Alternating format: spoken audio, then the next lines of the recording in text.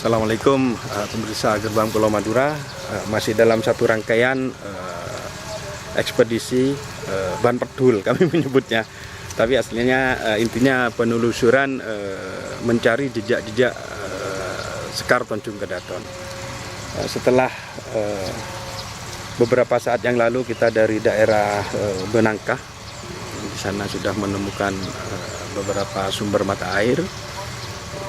Dan ini yang paling terkenal sebetulnya di daerah Toncung, tapak kaki kuda Kek Lesap. Nah, ini sudah banyak diulas oleh beberapa YouTuber. Kebetulan karena masih satu rangkaian, kami mencoba juga mendatangi tempat ini, tepatnya di Dusun Bunalas, Kelurahan Toncung, Kecamatan Burneh. Langsung saja kita ke lokasi jejak tapak kaki kuda.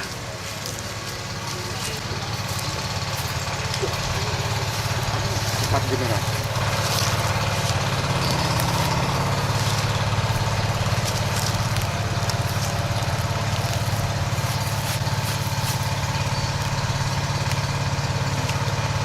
Dari undangan,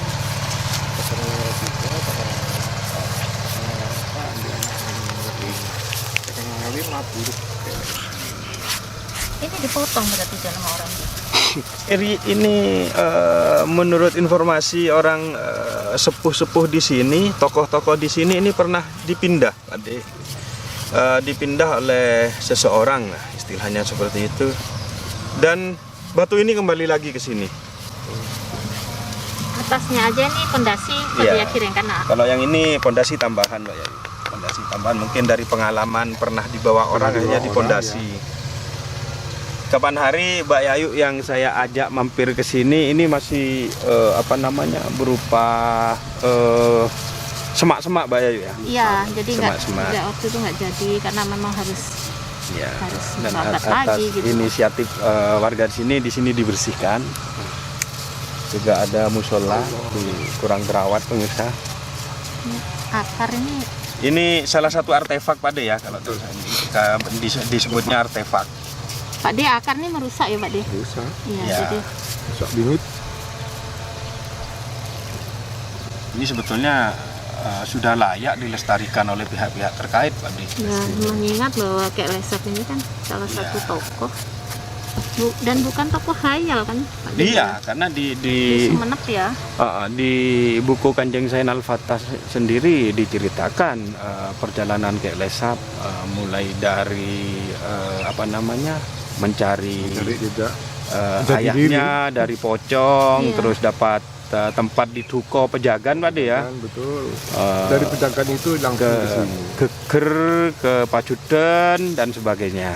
Mas Malah tercatat sempat sebagai siang ya. pemimpin kan di Sumenep. Ya, di Sumenep juga di urutan penguasa Sumenep itu Kek Lesap juga ada namanya di situ. Saya lupa 29 atau berapa gitu. 1549 sampai 1500. Artinya, 1600. Hanya 1 tahun Pak De. 1 tahun. Hanya 1 tahun beliau Kek menjabat. Lesap kan bukan tokoh dongeng berarti kan, bukan 1750.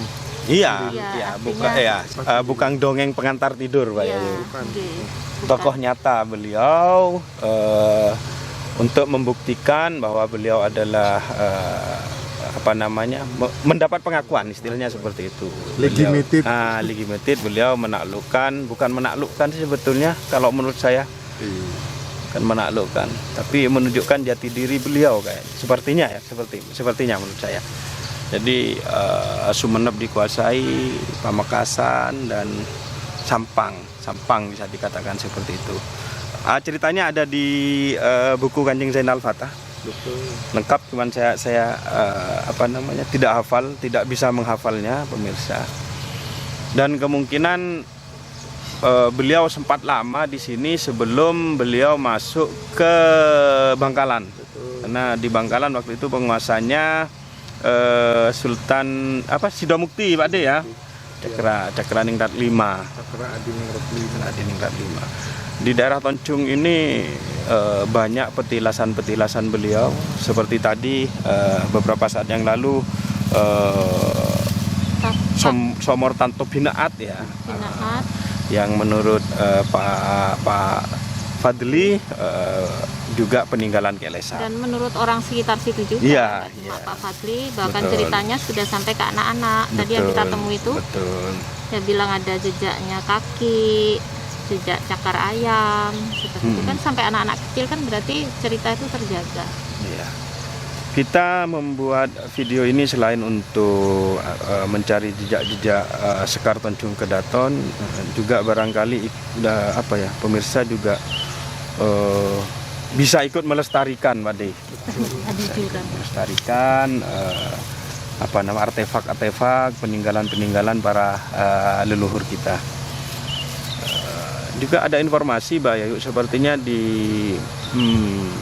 belakang jalan ke barat itu ya, ke Alkonitin, jalan yang ke barat ya. Di situ ada sumur juga yang dipercaya sumur peninggalan Kelesat.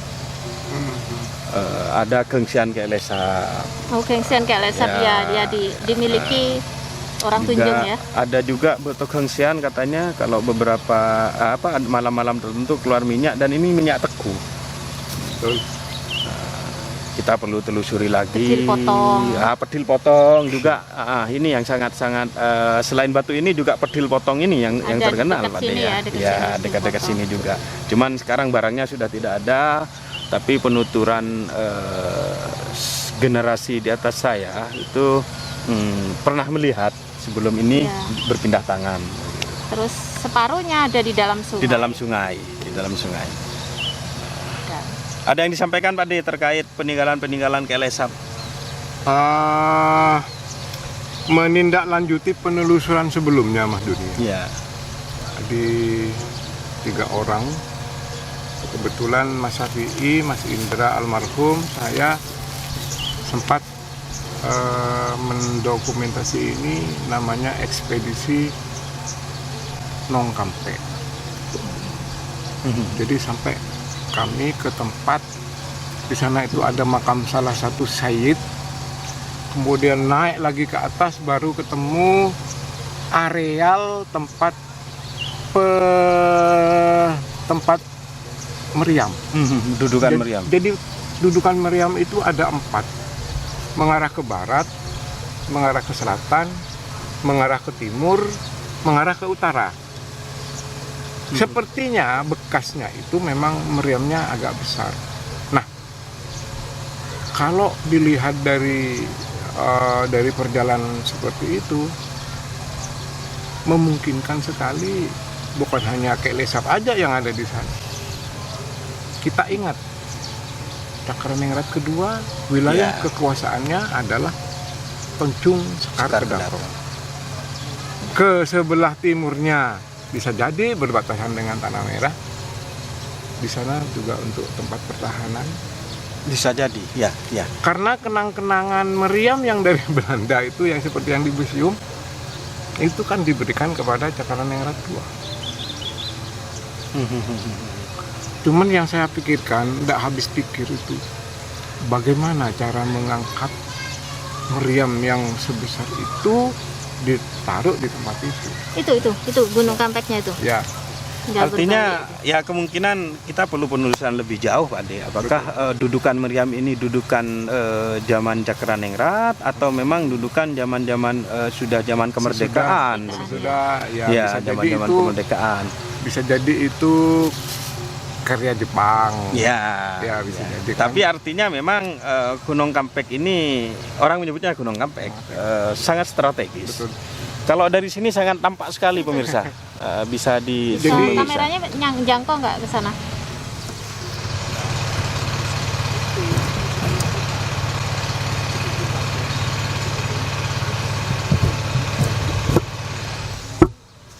Nah, Di pucuk barat itu Timur yang, laut ya berarti. Mm-mm. Timur laut. betul ya, timur laut. di sini di sana juga ada goa petilasan Kelesat. Betul. Tapi sekarang sudah ditutup karena bahaya, Mas Juni. Selain tinggi, dikhawatirkan non orang jatuh. Iya. Persis duduk saya di belakang itu. Waktu di Bangkalan Memori itu ada Bangkalan persis Memori duduk ya? di belakang itu ya, di sana. Jadi oleh masyarakat ditutuplah dengan batu besar seperti itu. Ya. Ya, timur laut. Artinya memang yang lebih dekat, lebih dikenal masyarakat Tonjung ini zaman Kelesap malah. Memang zaman lebih muda. Kalau dari Cakraningrat II, Raden Undakan itu terhitung buyut ya. 4 generasi. Buyut ya. Ya. Terhitung buyut. Jadi Cakraningrat mulai II dari Cakraningrat II, punya putra berputra Cakraningrat IV, Cakraningrat III, Cakraningrat IV. Cakraningrat IV punya putra Putra. Cakra Adiningrat V. Iya. Ini baru putra Baru Kelesap. Kelesap. Ya, artinya memang sangat jauh, jadi mungkin legenda cerita atau apapun masih segar Masih diingatan. segar, betul ya. Ya, saya ingat dulu ketika pertama masuk di Tonjung ini ada seorang ibu tukang pelet. Ini sering bercerita. Jadi kalau Mina. Bu Mina, jadi beliau ini sering bercerita tentang Kelesap. Ya. Jadi kemungkinan dia mendapat cerita dari para leluhurnya seperti ya. itu. Dan itu kental sekali di ingatan Iya. masyarakat Tonjung terutama ya. Terus saya kecil tuh bedil potong masih ada Pak De.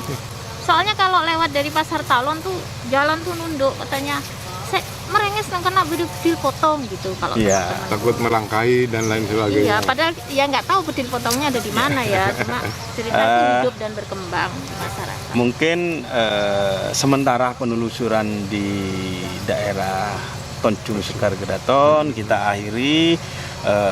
Insya Allah dalam kesempatan lainnya kita bisa mendatangi atau merekam lebih jauh, Ya. lebih banyak Lebih lagi, detail, lebih detail, lebih akurat. dan syukur-syukur ada petunjuk lah yang mengarah langsung ke Pusat ya. pusat pemerintahan Raden Undakan di Tonjung Sekar Kedaton. Ya. Dan kami beberapa bulan, artinya dalam kisaran tahun 2018-19 sudah memetakan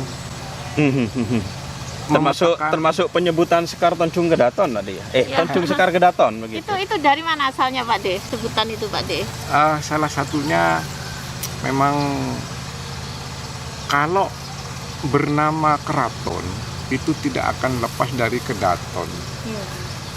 Jadi setelah saya membaca beberapa literatur dan lain sebagainya, saya mempergunakan itu untuk sebutan Tonjung Sekar Kedaton. Yang sedang kita cari ini ya. Betul. Jadi betul. sebelumnya istilah itu tidak ada ya Pak De. Ya karena keraton Pak De nganggapnya Kedaton. Terus keraton ini keraton Tonjung. Akhirnya Pak De Tonjung. Menyebut Tonjung Sekar Kedaton. Ya, Kenapa Sekar? Dan saat itu Sekar itu bunga, Iya. harum.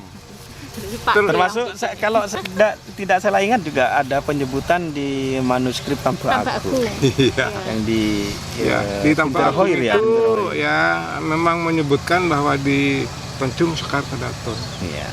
Artinya memang selain Pak Ade berinisiatif sendiri untuk penyebutan itu, juga secara tertulis juga Tapi ada. tertulisnya Tunjung Sekar kayaknya ya. Tunjung Sekar. Tunjung Sekar. Ada Jadi, Kedaton apa Cak? Kedaton itu saya ambil karena ya mohon maaf di daerah Tonjung itu memang keratonnya keraton Diyakini besar. adalah kita meyakini ini ada keraton gitu Iya. kan Pak De, Iya. yang sedang kita cari sekarang ini. Ya, sementara itu yang bisa kami sampaikan kepada pemirsa tentang perkembangan penelusuran jejak-jejak Tonjung Sekar Kedaton. Tunjung Sekar kita. Tonjung Sekar Kedaton. Bisa jadi kalau kita nemu manuskrip namanya bukan itu ya. Ya bisa jadi. Bisa jadi. Bisa jadi. Pak Ade. Sementara itu pemirsa, kurang lebihnya mohon maaf. Wabillahi taufiq wal hidayah. Wassalamualaikum warahmatullahi wabarakatuh. Waalaikumsalam warahmatullahi wabarakatuh.